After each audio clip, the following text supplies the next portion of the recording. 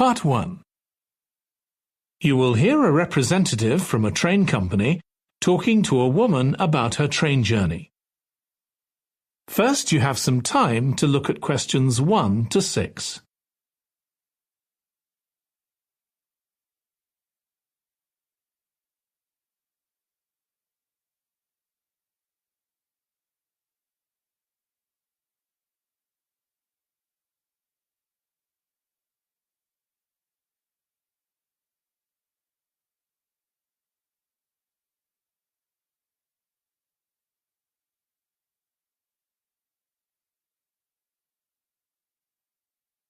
Now listen carefully and answer questions 1 to 6.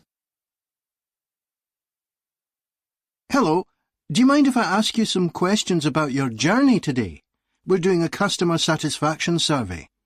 Yes, OK. I've got about 10 minutes before my train home leaves. I'm on a day trip.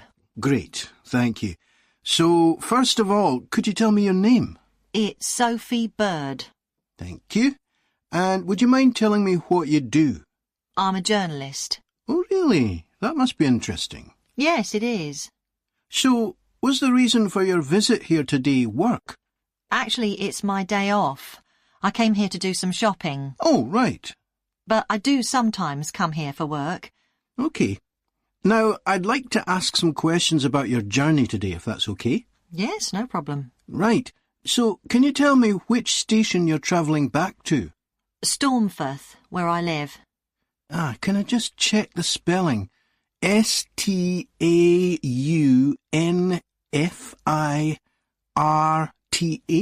That's right. Mm-hmm. And you travelled from there this morning? Yes. OK, good. Next, can I ask what kind of ticket you bought? I assume it wasn't a season ticket as you don't travel every day. That's right. No, I just got a normal return ticket. I don't have a rail card, so I didn't get any discount. I keep meaning to get one because it's a lot cheaper. Yes, you'd have saved 20% on your ticket today. So you paid the full price for your ticket? I paid £23.70. OK. Do you think that's good value for money? Not really. I think it's too much for a journey that only takes 45 minutes. Yes, that's one of the main complaints we get. So you didn't buy your ticket in advance? No. I know it's cheaper if you buy a week in advance, but I didn't know I was coming then. I know. You can't always plan ahead. So, did you buy it this morning? No, it was yesterday. Right. And do you usually buy your tickets at the station? Well, I do usually, but the ticket office closes early, and I hate using ticket machines. I think ticket offices should be open for longer hours. There's always a queue for the machines, and they're often out of order. A lot of customers are saying the same thing. So, to answer your question, I got an e-ticket online. Before you hear the rest of the conversation, you have some time to look at questions 7 to 10.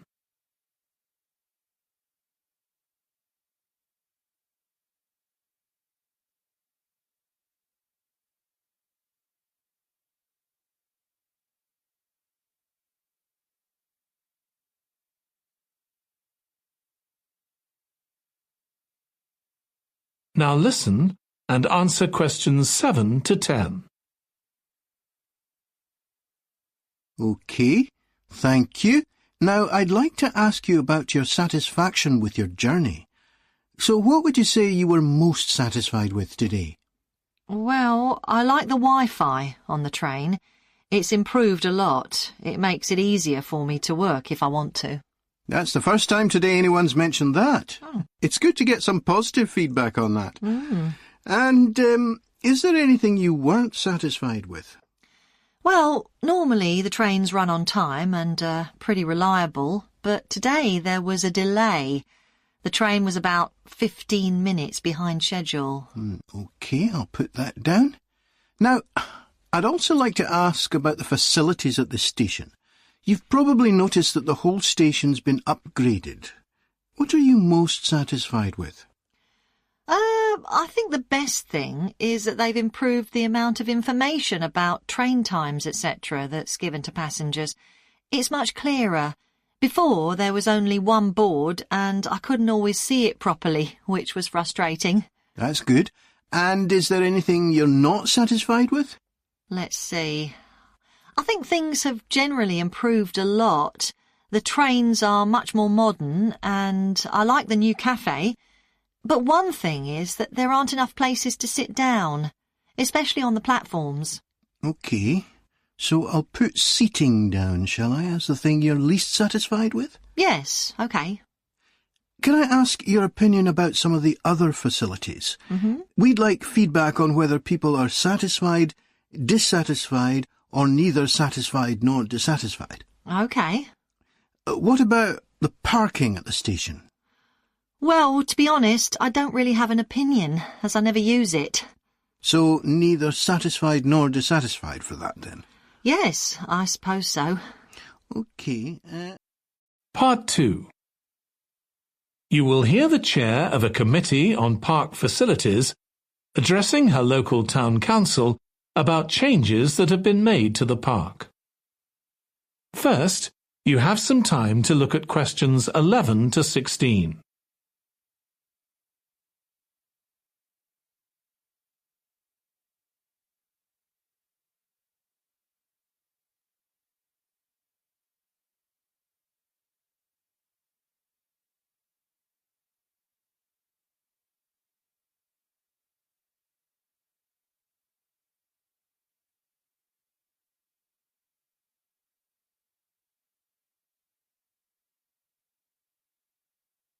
Now listen carefully and answer questions 11 to 16.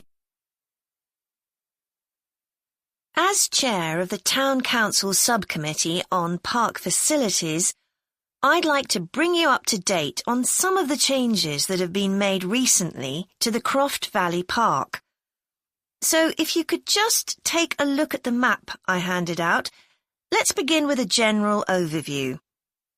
So, the basic arrangement of the park hasn't changed. It still has 2 gates, north and south, and a lake in the middle. The cafe continues to serve an assortment of drinks and snacks, and is still in the same place, looking out over the lake and next to the old museum.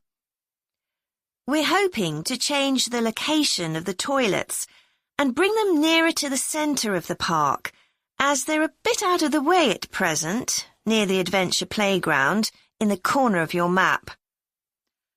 The formal gardens have been replanted and should be at their best in a month or 2. They used to be behind the old museum, but we've now used the space near the south gate, between the park boundary and the path that goes past the lake towards the old museum. We have a new outdoor gym for adults and children, which is already proving very popular.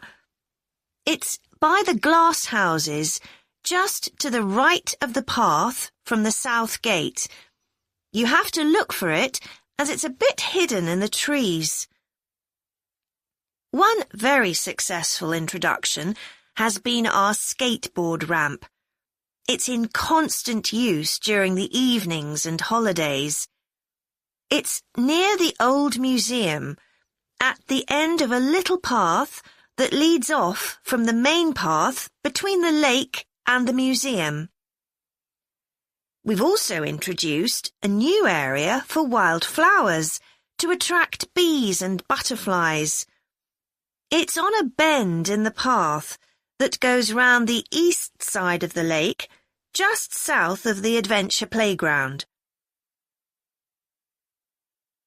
Before you hear the rest of the presentation, you have some time to look at questions 17 to 20.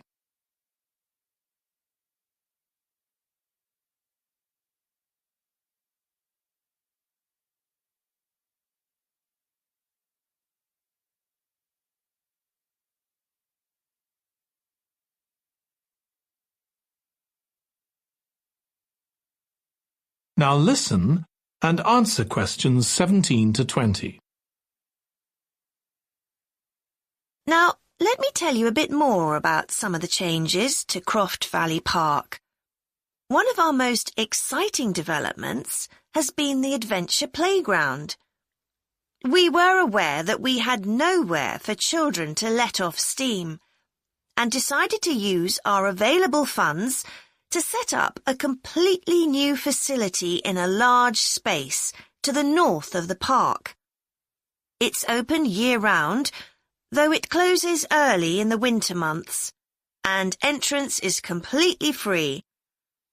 Children can choose whatever activities they want to do, irrespective of their age. But we do ask adults not to leave them on their own there.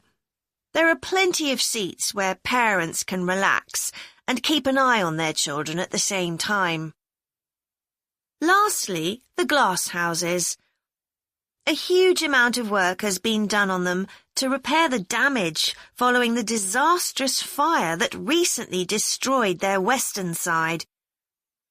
Over £80,000 was spent on replacing the glass walls and the metal supports, as well as the plants that had been destroyed, although, unfortunately, the collection of tropical palm trees has proved too expensive to replace up to now. At present, the glass houses are open from 10 a.m. to 3 p.m. Mondays to Thursdays, and it's hoped to extend this to the weekends soon. We're grateful to all those who helped us by contributing their time and money to this achievement. The gardens have really been Part 3. You will hear two students of social history called Annie and Jack discussing their presentation about refrigeration. First, you have some time to look at questions 21 to 24.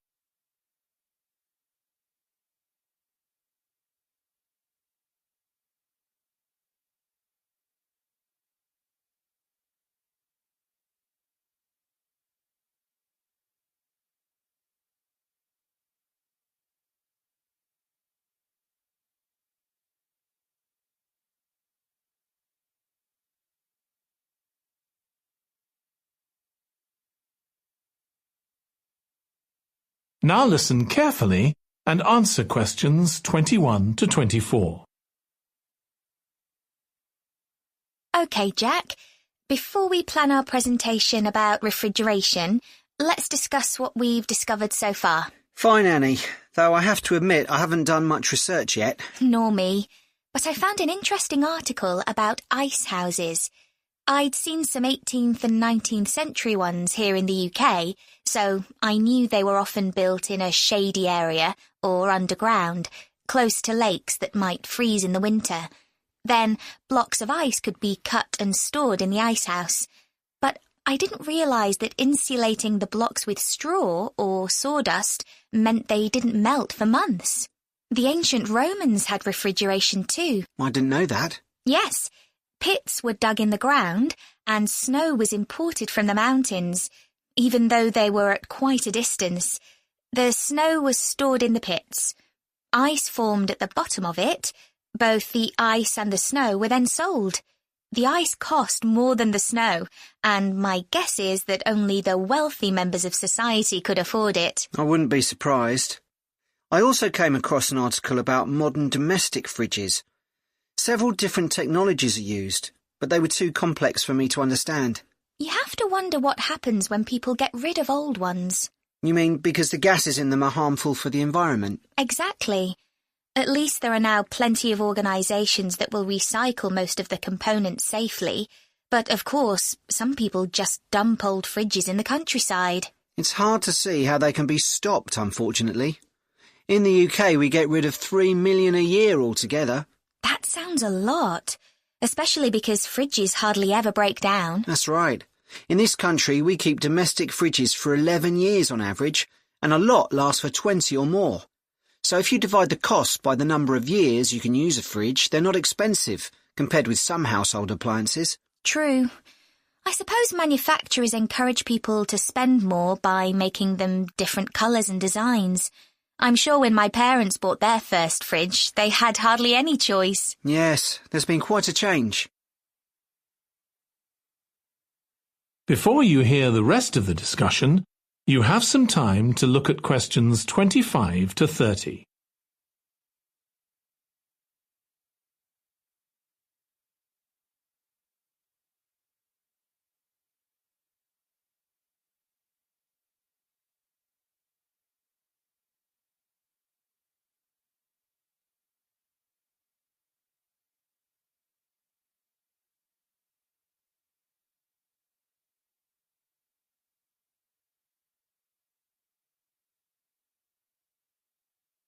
Now listen and answer questions 25 to 30.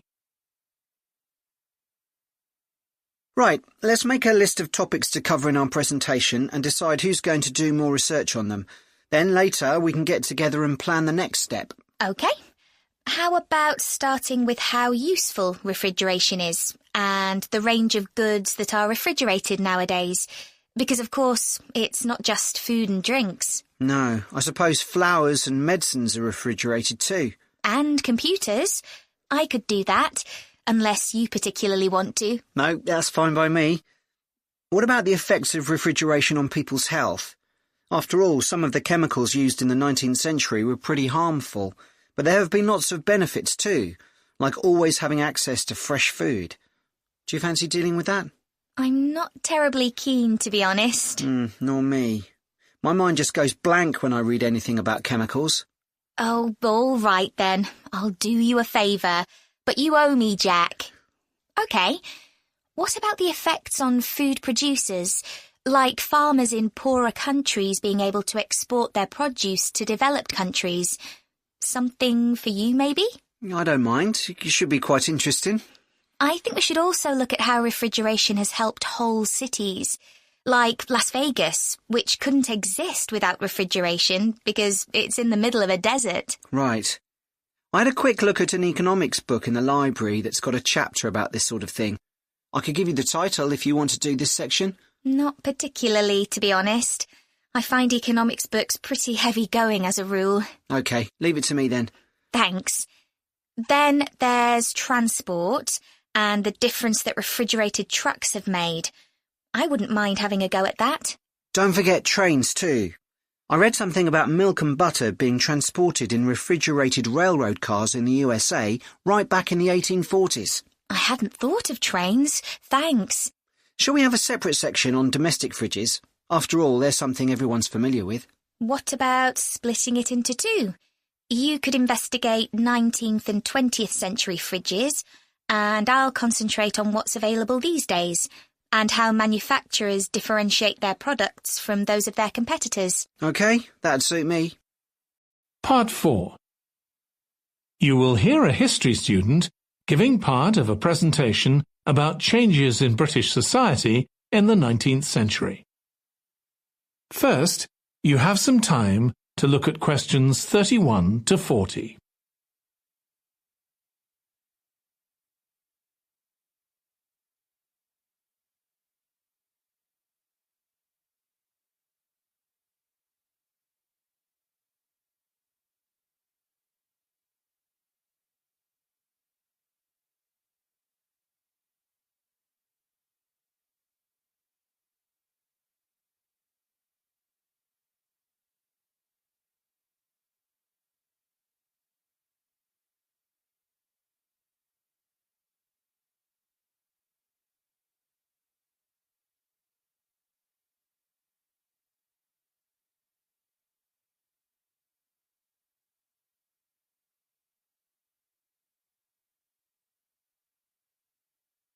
Now listen carefully and answer questions 31 to 40.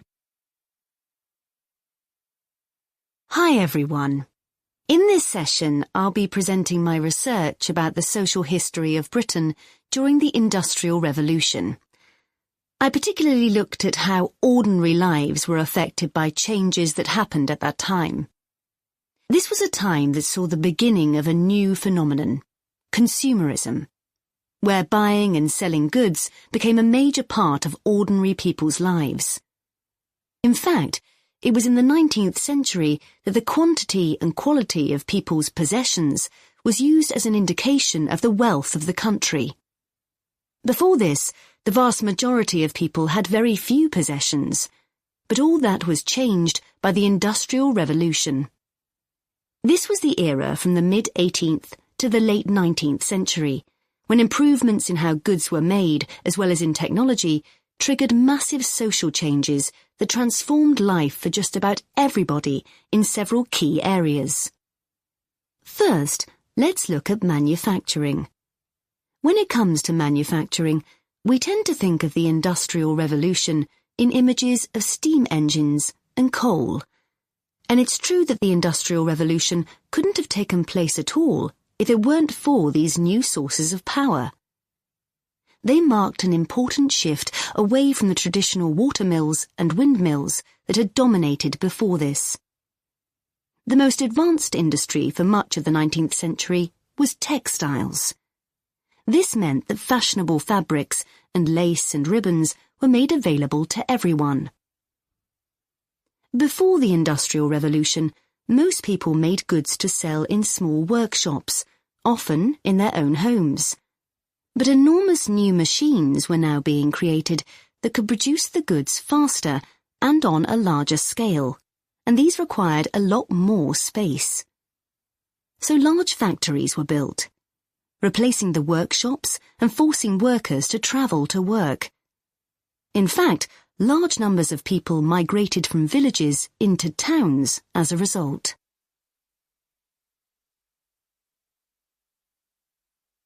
As well as manufacturing, there were new technologies in transport, contributing to the growth of consumerism.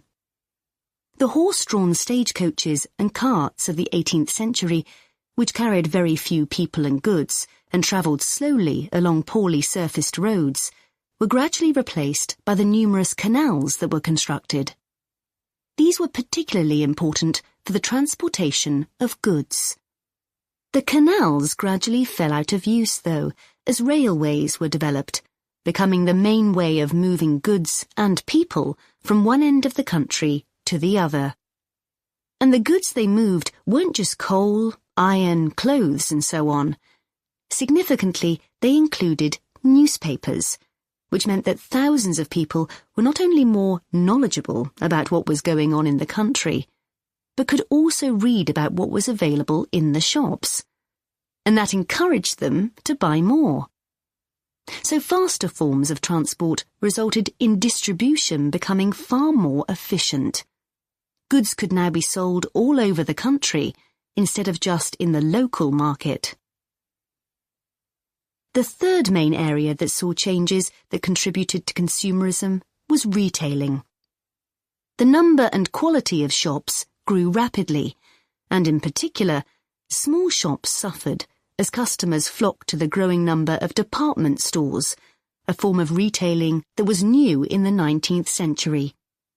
The entrepreneurs who opened these found new ways to stock them with goods and to attract customers. For instance, improved lighting inside greatly increased the visibility of the goods for sale. Another development that made goods more visible from outside resulted from the use of plate glass, which made it possible for windows to be much larger than previously. New ways of promoting goods were introduced too. Previously, the focus had been on informing potential customers about the availability of goods. Now, there was an explosion in advertising trying to persuade people to go shopping. Flanders claims that one of the great effects of the Industrial Revolution was that it created choice. All sorts of things that had previously been luxuries, from sugar to cutlery, became conveniences, and before long they turned into necessities. Life without sugar or cutlery was unimaginable, rather like mobile phones these days.